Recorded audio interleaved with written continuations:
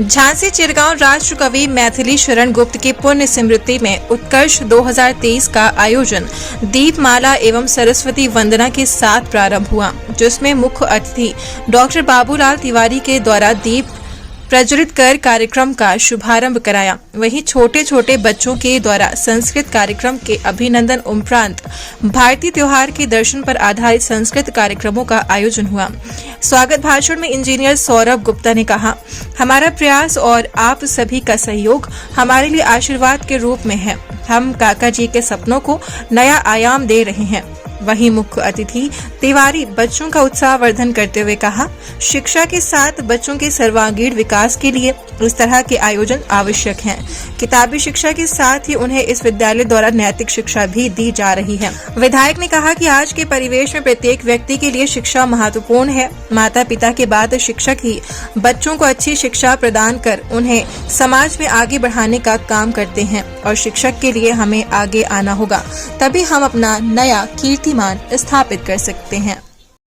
बहुत धन्यवाद देता हूं, क्योंकि जो काम सरकार नहीं कर सकती है, जो काम अन्य लोग नहीं कर सके हैं अभी तक, वो काम आपने करके दिखाया है। इतना सुंदर विद्यालय भवन, खेल का मैदान, प्रांगण और अच्छे सुसज्जित कक्ष, साथ साथ अच्छी शिक्षा, बेहतरीन शिक्षा, अंग्रेजी के साथ साथ सांस्कृतिक शिक्षा देने का आपने जो काम किया है, वो सरकार नहीं कर सकती। क्योंकि आप देख रहे हैं, सरकार जनसंख्या के आधार पर अपने कॉलेज नहीं बना सकती, और अगर केवल सरकार के सहारे रहते तो ये विद्यार्थी जो आज मैथिली शरण गुप्त कॉलेज में पढ़ रहे हैं, संस्थानों में, वो शिक्षा नहीं प्राप्त कर सकते थे। आपने उन सबको शिक्षा देने का काम किया, साथ उनको ज्ञान देने का काम किया, अपनी सांस्कृतिक विरासत को बचाने का काम किया। इसलिए और जो सरकार नहीं कर सकती थी वो काम करने का आपने काम किया। मैं आपको धन्यवाद ज्ञापित करता हूँ, आपको धन्यवाद देना चाहता हूँ। इस विद्यालय के बारे में कुछ कहें। ये राष्ट्र कवि Maithili Sharan Gupt group of institutions के द्वारा ये कार्यक्रम किया गया है। आज दत्ता मैथिली शरण गुप्त जी का पुण्यतिथि भी है। मैं उनके चरणों में श्रद्धांजलि अर्पित करता हूँ, उन्हें प्रणाम करता हूँ। और उन्होंने जिस प्रकार से काव्य के द्वारा बुंदेलखंड को ऊंचाइयों पर पहुँचाने का काम किया, अद्वितीय रहा है। कोई दूसरा इसके बाद कोई कंजूस नहीं कर पाया। और लेकिन इनके बाद जो इनके परिवार के लोग हैं, आज हमारे सौरभ भाई, उनके पुत्र ये संस्थान चला करके इतना बड़ा काम किया है जो सरकार नहीं कर सकती।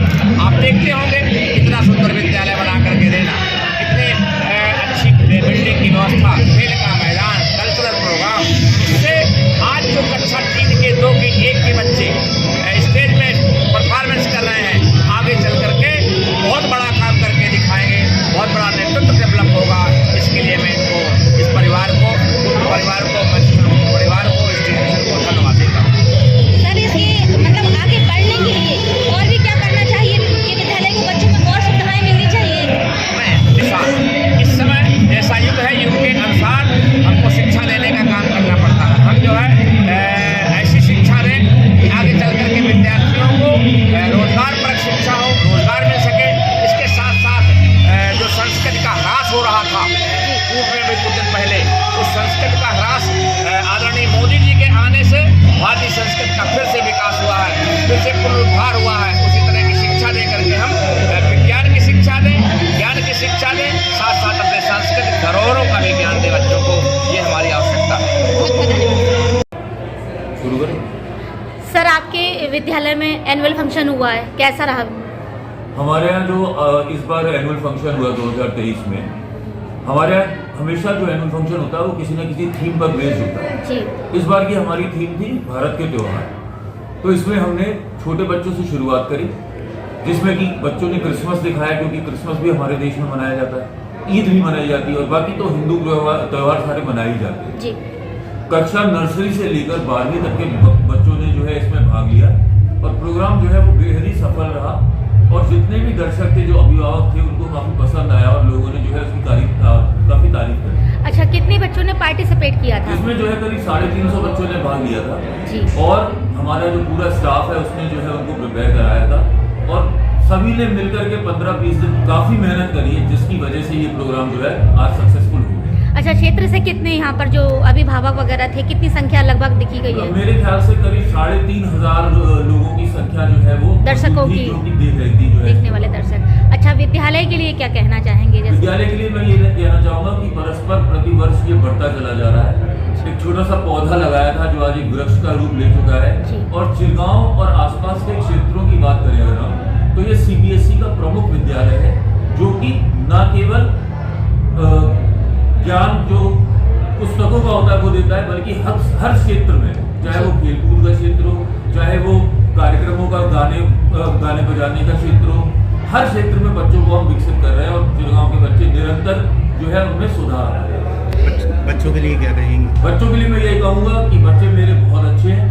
मेरे स्कूल में जितने भी बच्चे हैं उनको मैं उनको अपना ही मान के चलता हूँ और वो बच्चे भी मुझे अपना मान के चलते हैं। जैसे कि ये विद्यालय की वजह से मैं शायद इतना सफल हो पाया। जैसे कि ये विद्यालय राष्ट्रकवि मैथिली शरण गुप्त जी के नाम से है, हमारे दद्दा जी के नाम से, उनके बारे में कुछ 2 शब्द हैं। दद्दा जी के बारे में मैं कहने वाला कौन होता हूँ, मैं तो बहुत ही छोटा निकृष्ट व्यक्ति मानूंगा अपने आप को, लेकिन उन्होंने कहा था कि जो है काम करो, बस काम करो और जग में अपना नाम करो।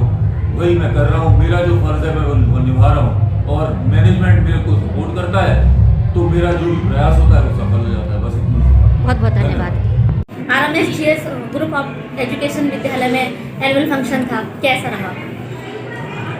प्रोग्राम तो अच्छा था, भारतीय संस्कृति पे था, फेस्टिवल ऑफ इंडिया प्रोग्राम का नाम थीम भी थी। पुरानी विरासत बच्चे जाने, सब चीज़ें देखें, परखें, उसको जिए। और इस कार्यक्रम में कौन रहा जो आपका मुख्य अतिथि कौन रहे सर? इस प्रोग्राम के मुख्य अतिथि डॉक्टर बाबूलाल तिवारी MLC थे। सर, बच्चों के लिए क्या कहेंगे जिन बच्चों ने यहाँ पे प्रोग्राम में भाग लिया है? जिन बच्चों ने पार्टिसिपेट किया है उन्होंने बहुत मेहनत की है, मैं उनको बहुत बहुत धन्यवाद देता हूँ। टीचर्स को बहुत धन्यवाद देता हूँ कि उन्हें हमने समय कम दिया था, इसके बावजूद उन्होंने बहुत अच्छी मेहनत की, बहुत परफॉर्मेंस करके अच्छा शानदार प्रोग्राम। अच्छा, दद्दा मैथिली शरण गुप्त जी के लिए कुछ कहेंगे? क्योंकि उनकी ही नगरीय विद्यालय भी उनके ही नाम से संचालित होता है। मैं तो पैदा नहीं हुआ था जी, जब हमारे दादाजी एक्सपायर हुए थे, हाँ। दादाजी, लेकिन हमारे फादर की, मतलब ग्रैंडफादर की भी इच्छा रही होगी, तो फादर की बहुत इच्छा थी कि सौरभ कभी अगर बिजनेस में इस्टेब्लिश हो जाओ। तो यहाँ पे मतलब खासतौर से लड़कियों को बहुत परेशानी होती है, कोई भी अच्छा स्कूल नहीं है, डिग्री कॉलेज नहीं है, बसों में लड़के मतलब जाती हैं, धक्के लगते हैं, ये होता है, बदतमीजी होती है। तो हमने जैसे ही मतलब हम थोड़ा सक्षम हुए, हमने सबसे पहले डिग्री कॉलेज बनाया। लगभग कितनी बच्चियाँ यहाँ पर पढ़ रही हैं अभी 1462 बच्चे मतलब लड़का लड़की दोनों मिला के। चलिए, बहुत शुभकामनाएं आपको। Thank you.